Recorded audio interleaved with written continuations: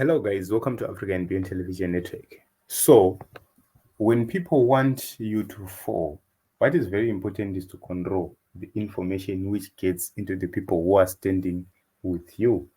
Those people who have stood with you are very, very, very critical, and they are often targeted by the enemy. Nelson Chamisa and his team, they've managed to deal with this situation. Let me deal with this issue raised by Citizen Wakura. He says, those who think Chamisa is losing power are dreaming. Nero is powerful and popular to the extent that he can win any free and fair election in Zimbabwe. No one is safe like Nero when it comes to elections. Vanoti Nero apirande wewapera. We need to take a look onto Nelson Chamisa as a president of Triple C and as the opposition leader at this moment in time. You know, when you want to win every battle, you have to control the narrative. You have to control information. You have to make sure that the information reaching the recipient is that kind of information which makes your goal successful. President Nelson Chamisa is facing propaganda. President Nelson Chamisa has been facing propaganda for a very long time. Stories have been told. But let us take a look onto this issue with a different angle. President Nelson Chamisa has managed to become powerful in the nation of Zimbabwe. When I say powerful, it's because he is in agreement with the power makers that there is a need for change. And everyone is in agreement that he is the only option for Zimbabwe to move forward. That is power. Number two, Nelson Chamisa has managed to stop the bleeding. How? He managed to control what goes in and what goes out in terms of information. People are no longer controlling the narrative on him simply because of his strategic communications. Number one, he removed a role of a spokesperson, which means no one speaks on his behalf, which means there is no need for him to do damage control. Number two, he managed the party communications department very well. Take a look on the people who are communicating for the party.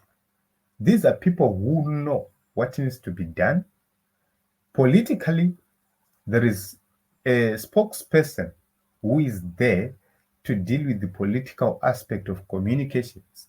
That is point number one. Number two, there is someone in terms of expertise who know how to communicate on behalf of the party, which means both on the side of politics, there is somebody, and on the side of communication, there is also somebody. Something which is very strategic and very important to note. That is what is called power. So everywhere you go, you have to understand that power is critical and power is very important. Nelson Chamisa is managed to control everything. And that is something called power. When you have power, you have the ability, number one, to control the narratives. Number two, to make sure that every piece of information going out there is actually reaching the recipient and its purpose is properly understood. Then let us talk about the issue of elections. Nelson Chamisa has won elections twice, but was denied a chance to lead. Okay, does it matter? Yes, it matters. Why? The economy right now is in tatters. If you take a look on what is happening, the exchange rate is at the boiling point. The Zim dollar is crashed. Nothing is working. If you go onto the limits by banks, they're telling you the limit per transaction is now 3 million. How many times have they made reviews in 5 years? That is very fundamental. If you take a look on the use of bond notes are no longer usable. Why? The last note, which was 100 bond, can no longer buy anything. So if you take a look on what the economy is doing, there is too much taxation less development, which does not move in tangent with taxation which is happening. People are poor and nothing is moving. The salaries are still low, yet the prices have gone up. I will give you an example. Police officers, teachers, nurses are getting way lesser than what they were getting during GNU. But the advantages of the GNU era are that fuel was being sold between 80 cents to 90 cents. That is a fact. Right now, it's going between $57 to $60 something. That is reality. That is almost double. Fuel is double, but the salary is now below what they were earning when the prices were lower. A loaf of bread is now past $1. From 90 cents, a loaf of bread now costs $1.20. That is an increase. So in the past, we used to buy a 10 kg mealie meal or roller meal for $3. We used to buy a bucket of maize for $3, which means the cost will be $4 for the bucket and to go to the grinding. But right now, things have changed. You are getting a bucket of maize at around $7, $8, $9, depending on your location. The same has happened to meat, which means the basic commodities, everything in the basic commodity sector has risen up. Go to the school fees. Recent hikes in US dollar terms is a true testimony that things are not working. So we have seen the government policy coming in and saying schools must accept Mari Zakate according to the grades of the schools. But is that the case? No.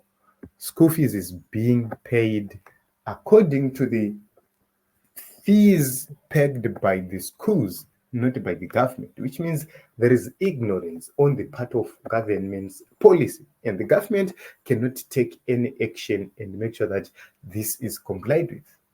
That alone is a clear indication of failure.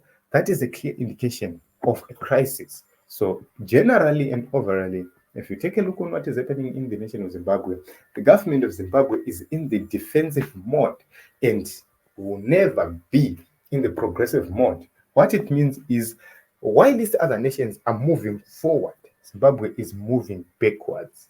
You see, we are always behind. We were behind in terms of having cell phones in Zimbabwe, and at a certain point in time where you could buy a SIM card for less than 10 rand in South Africa, here in Zimbabwe, we were buying SIM cards using cows.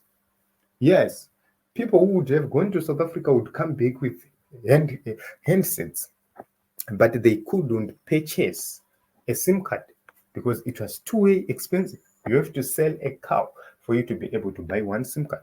The same is happening right now, where people are paying exorbitant prices and fees to make sure that they have access to internet. But if you go to the other countries, they have unlimited internet at cheapest or the most affordable. That is around $53 for unlimited data. Whereas in Zimbabwe, you have to part away with around $600 for you to get unlimited on a state satellite. So if you take a look on all those things, then you start to understand the reason why Zimbabwe is always behind. There is no agency, there is no attempt to make sure that things go well accordingly. So this alone is a clear indication of failure, and to show that Nelson Chamisa remains powerful, remains relevant, and will remain in charge and in control of the situation.